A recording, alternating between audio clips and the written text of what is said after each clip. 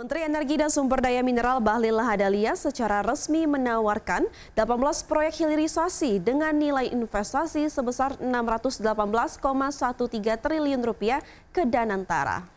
Ya, investasi hilirisasi tersebut mulai dari hilirisasi mineral dan batu bara, kemudian hilirisasi pertanian, kelanjutan dan perikanan, kelautan maksud kami dan perikanan, hilirisasi transisi energi hingga hilirisasi ketahanan energi. Menteri Energi dan Sumber Daya Mineral Bahlil Lahadalia secara resmi menyerahkan dokumen prastudi kelayakan proyek prioritas hilirisasi dan ketahanan energi nasional kepada Chief Executive Officer atau CEO Danantara, Rosan Roslani. Dalam dokumen prastudi tersebut memuat 18 proyek hilirisasi dengan nilai investasi sebesar Rp618,13 triliun.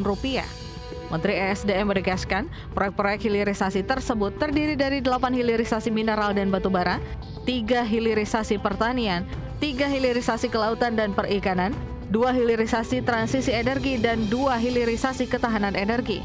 Menteri ESDM Bahlil menegaskan dokumen tersebut sudah melalui berbagai proses kajian yang melibatkan akademisi, pengusaha, dan mitra teknologi, Danantara sendiri sebagai pelaksana utama proyek. Kami sudah ada sekitar 18 proyek yang sudah siap pra-FS-nya Pak Kepala Danantara dengan total investasi sebesar 38,63 miliar US dollar atau setara dengan 618,3 triliun rupiah. Ini di luar ekosistem baterai mobil khusus yang kita akan bangun sesuai dengan arahan Bapak Presiden dalam Ratas. Yang berikut kami juga melaporkan bahwa dari 18 proyek tersebut, 8 proyek hilirisasi di sektor mineral dan batu bara, 2 proyek tentang transisi energi, 2 proyek ketahanan energi, 3 proyek hilirisasi pertanian, serta 3 proyek hilirisasi kelautan dan perikanan. Bahlil menambahkan bahwa 18 proyek tersebut dinilai sebagai salah satu sumber pendapatan dan pertumbuhan ekonomi nasional. Bahkan diproyeksikan mampu menciptakan lapangan pekerjaan hingga 300.000. Dan sebagian proyek yang ditawarkan ke Danantara ini sudah siap dijalankan dalam waktu dekat. Jakarta, Tim Liputan, IDX Channel. Ya, sementara itu CEO Danantara Rosan Roslani menegaskan siap menjalankan tawaran investasi 18 proyek hilirisasi dari Menteri SDM Bahlil Lahadalia.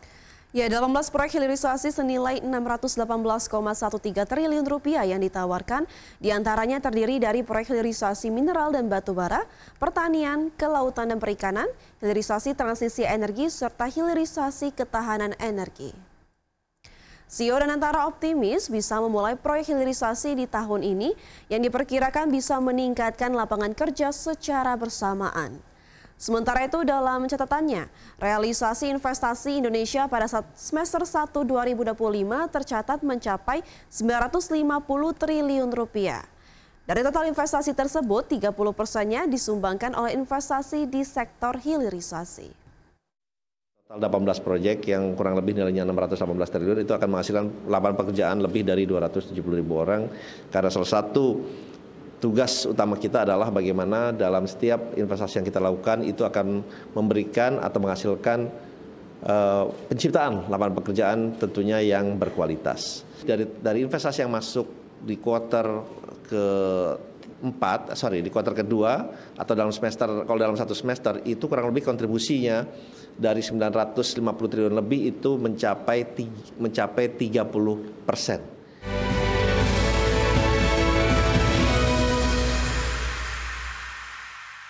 Terima kasih untuk Anda yang masih bergabung bersama dengan kami, dan sebelum kita berbincang dengan narasumber pada pagi hari ini, kita akan sampaikan terlebih dahulu beberapa informasi yang merupakan review perdagangan di hari sebelumnya, di mana pemirsa indeks harga saham gabungan atau IHSG akhirnya melemah usai rally panjang dalam 11 hari perdagangan beruntun. Indeks harga saham gabungan melemah terdampak profit taking saham konglomerasi yang sebelumnya menjadi penopang utama indeks harga saham gabungan. Indeks harga saham gabungan atau IHSG ditutup di zona merah di perdagangan Selasa. Terdampak profit taking setelah rally dalam 11 hari terakhir.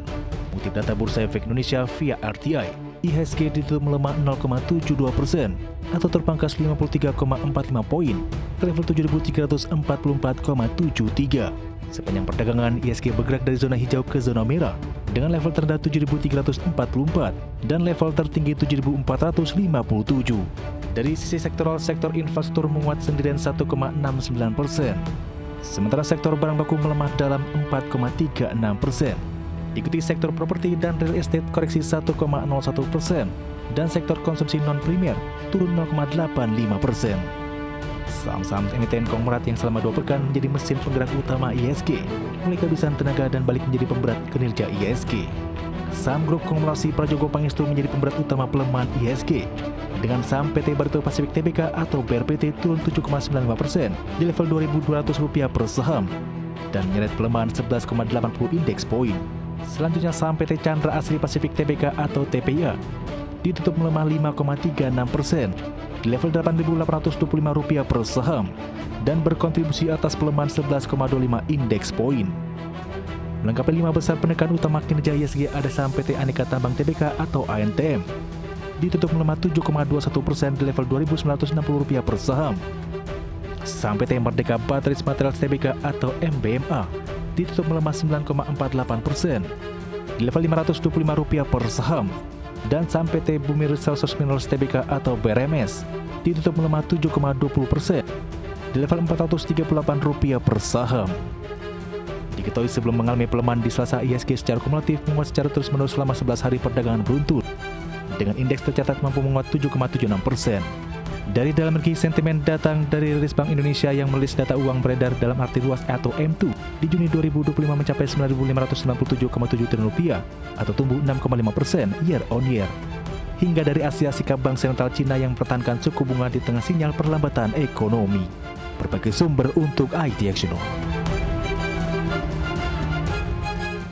Informasi mancanegara pemirsa, di mana Menteri Keuangan Amerika Serikat Scott Bessent menyebutkan seluruh institusi Federal Reserve perlu dievaluasi secara menyeluruh termasuk soal efektivitas kinerja. Bessent pun menekankan pentingnya untuk meninjau kembali kinerja dan arah kebijakan The Fed ke depannya. Menteri Keuangan Amerika Serikat Scott Bessent menyatakan bahwa seluruh institusi The Federal Reserve perlu dievaluasi secara menyeluruh, termasuk efektivitas kinerjanya selama ini. Bessent sendiri menolak mengomentari laporan yang menyebut dirinya menyarankan Presiden Donald Trump untuk tidak memecat Ketua The Fed Jerome Powell. Ia mengatakan keputusan tersebut sepenuhnya berada di tangan Presiden. Meski demikian, Bessent menekankan pentingnya meninjau kembali kinerja dan arah kebijakan The Fed, terutama mengingat apa yang ia sebut sebagai penyebaran ketakutan berlebihan terkait tarif, meskipun hingga saat ini hanya sedikit atau bahkan tidak ada dampak inflasi yang muncul.